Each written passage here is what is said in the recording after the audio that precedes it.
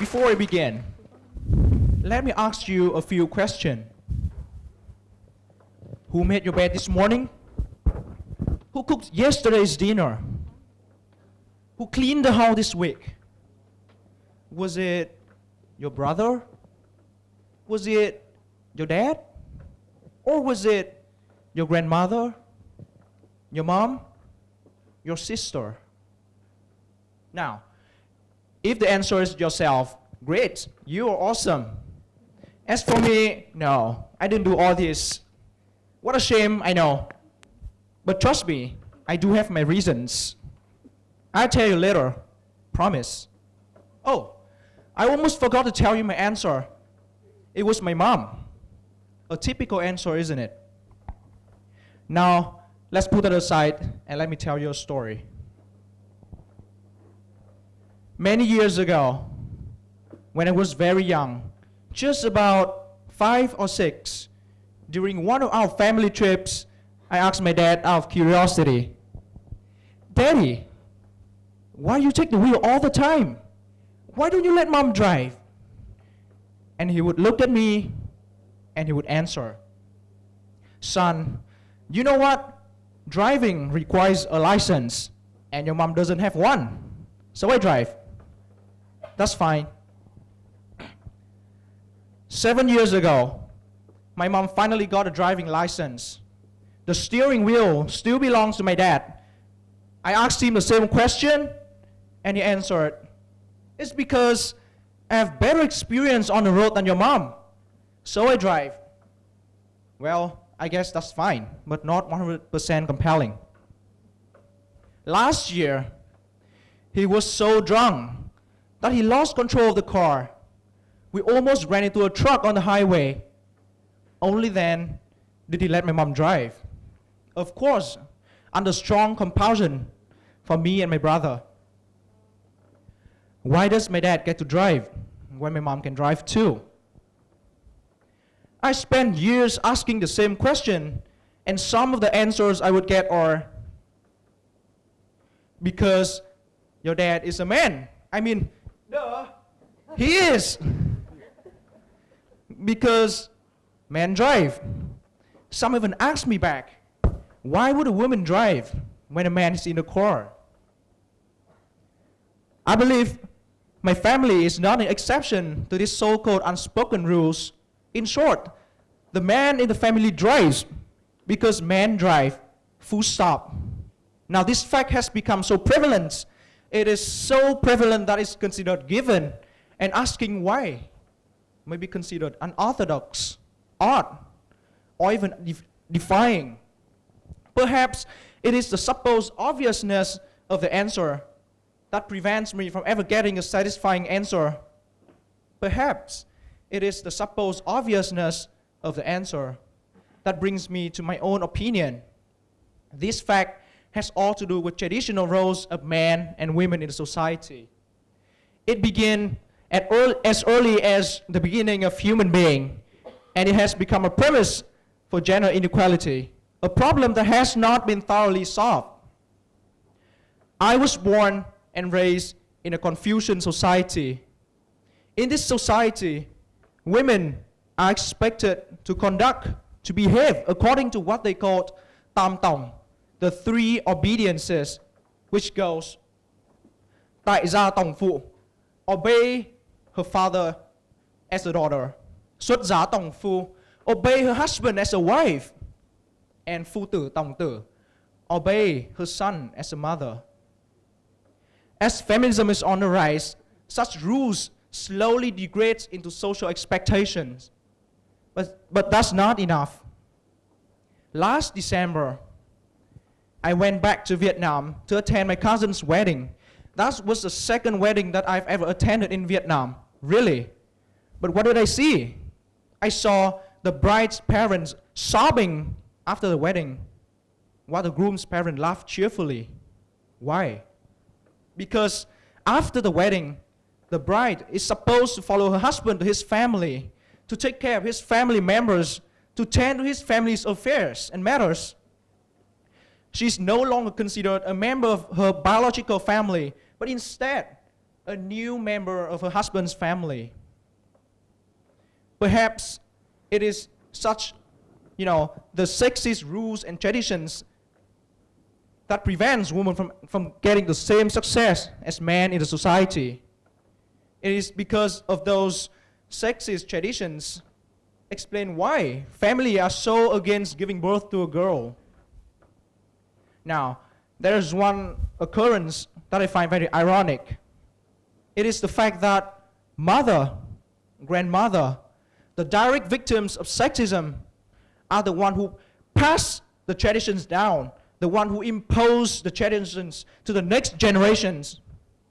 They teach and expect their daughters to cook, to wash, to clean. And the daughters will in turn pass the traditions down to the next generations, and the cycle continues. Back to the question in the beginning.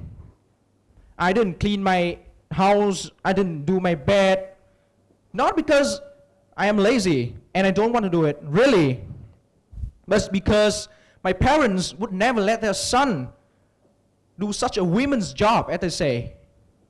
Last night, I had to fight really, really hard with my mom just to do the dishes. And what about those party nights with extended family and I do the dishes? Zero chance. Everybody would not let me do such a women's job. Instead, they say, that belongs to my female cousin. The problem with sexism is that women don't want to stand up and fight for their own rights. Just think about the image of a bird returning to its cage in the afternoon after being released by its master in the morning. The first step in fighting against sexism is to change women's mindset about tradition and sexism. Talking about traditions, the áo dài is a very famous element, a very important element of the Vietnamese culture and traditions.